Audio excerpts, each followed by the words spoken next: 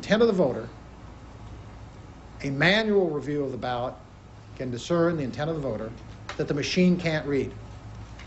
And we know that. We know that from the Beckstrom case. We know that from Judge Burton's testimony. We know that from the testimony of the machine expert that the defendants made.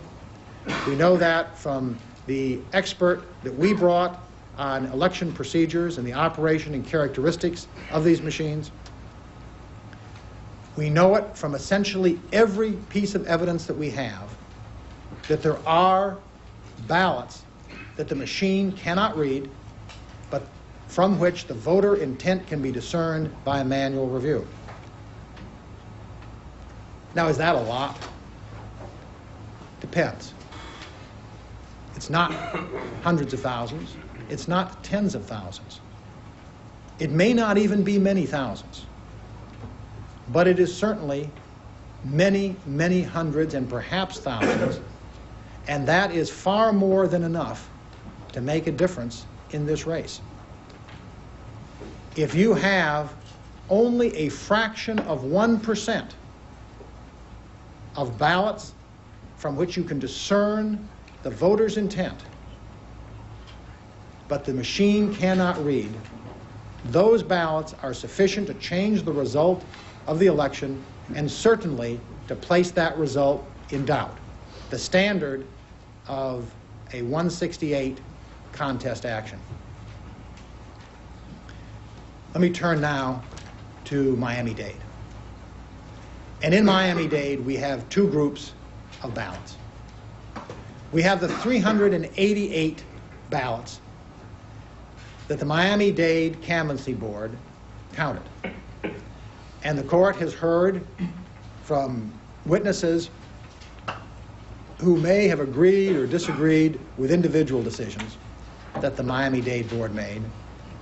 But every one of those witnesses testified that they thought the Miami-Dade Canvassing Board were competent, honest people doing their very best to identify the intent of the voters. And they were succeeding in identifying the intent of the voters. We brought in a statistical expert. They brought in a statistical expert. Both of them agreed on the arithmetic. They differed about what the consequences of that arithmetic was, but both agreed on the arithmetic. And the arithmetic is very telling. In the precincts that were reviewed in Miami-Dade, Miami-Dade Canvassing Board was able to discern the clear intent of the voter in between 1/4 and 1/5 of the ballots that the machine did not read. That was sometimes referred to as the recovery rate, in the sense that they were recovering ballots that would otherwise have been lost. But however you describe it, you have a situation in which Miami-Dade was able to discern the clear intent of the voter in between 1/4 and 1/5 of all of the ballots that the machine could not read. I think that there cannot be any doubt about those 388 ballots, just as I believe there cannot be any doubt about the 215 net votes for Vice President Gore that come out of Palm Beach.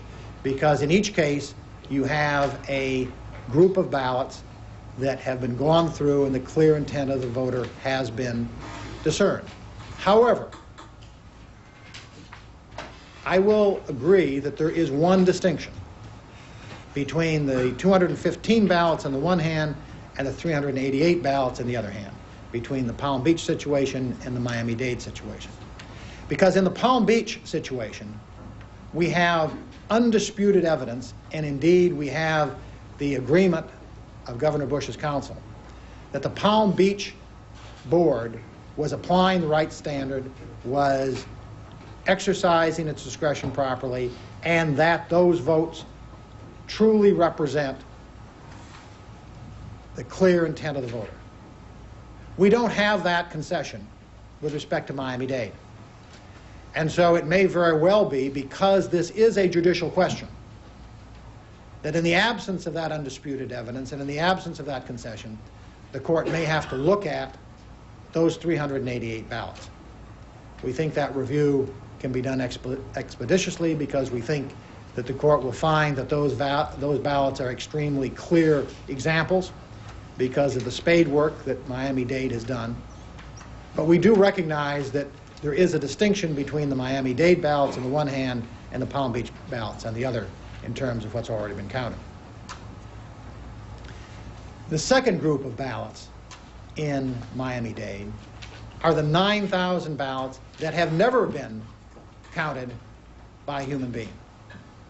These are the ballots that have been counted only by a machine, and the court knows from the undisputed evidence before the court that the machine is going not to count a significant number of ballots from which the clear intent of the voter can be discerned.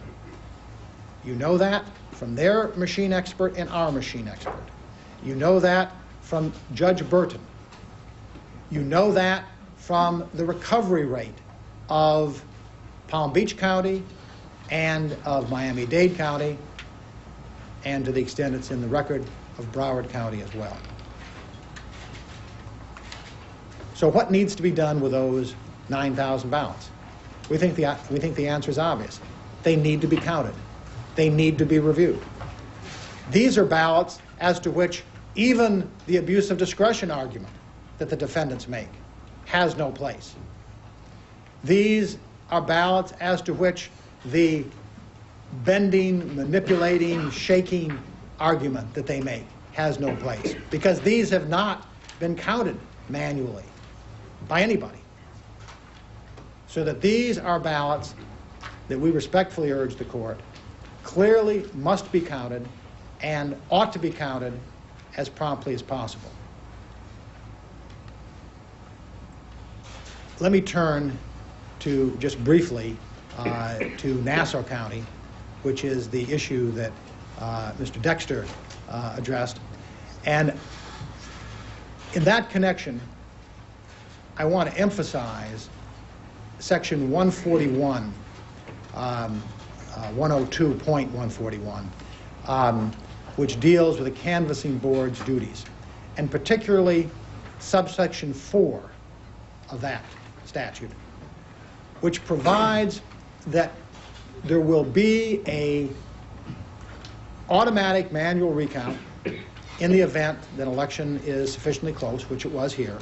And then the last sentence of that subparagraph says that if there is a discrepancy between the election returns and the later tabulation, the machine recount, it is that later tabulation that controls. That's what the statute says. Now, that doesn't mean it would be impossible to have a later tabulation as part of either a protest or a contest. You could have a situation in which you had the original machine count and then you had the statutory recount, and then somebody said that statutory recount is wrong. We believe it's wrong. And so we're going to contest those results, and we're going to ask to have those ballots counted again. That's possible under the contest statute. But nobody did that. What they did was, first, the people in the county tried to get some guidance. They said, well, what are we supposed to do? And the Secretary of State's office says, well, you can just disregard the machine recount, the statutory, mandatory machine recount. Now, that was advice that was flatly contrary to the statute. What they did not say is you can have a contest, you can decide to recount those ballots again, you can try to correct the error, you can open up those sealed boxes and try to figure out what those votes are. They didn't do any of the things that they could have done. What they did was the one thing that the statute prohibits them from doing, which is to go back to the election night returns without any verification that those are the right returns. Because, Your Honor, all we know is that there is a discrepancy. And the witness from Nassau County comes in and says, we lost these 200 votes. But I don't know why. I think maybe they were upside down, but I wasn't able to check because the boxes were sealed, and I couldn't get anybody to agree to let me unseal them to look.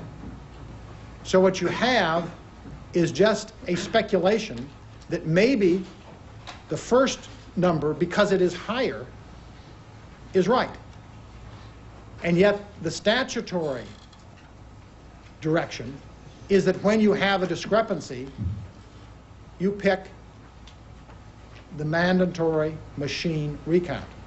The statute doesn't say, well, take the mandatory machine recount if it's higher, but if it's lower, go back to election night returns. You might have had a statute like that, but we don't. There is nothing in the statutory scheme that suggests that just because the election night returns were higher, a county canvassing board is permitted to take those returns as opposed to the later filed returns. And there was certainly a time when I think everybody recognized that in Nassau County. Because not only were the machine recounts certified, they were faxed on Tuesday, they were sent on Wednesday, and certainly they knew then that the second count was lower. But then when the absentee ballots were counted, the overseas absentee ballots were counted, they again sent in the old figures. That is, they didn't correct it then either. It was only after Thanksgiving that, acting on what they thought was the advice of the Secretary of State, they went back to the election night returns. And they did so without any statutory authorization, without any precedent in their favor, and without any factual investigation as to exactly what the ballots in the box would show. Now, this doesn't mean that every time you've got a machine recount, that's the end of the story, because the statute provides for a contest if somebody believes that that mandatory machine recount is in error. But they didn't do that. They simply went back to the first election night returns without any basis and in violation of the statute. So we think that with respect to those 51 or 52 votes, that too is a question that on this record is a question of law, that there simply aren't any disputed facts. So in summary, where we think the case stands now is that you have two groups of votes that we believe are clearly subject to a legal ruling.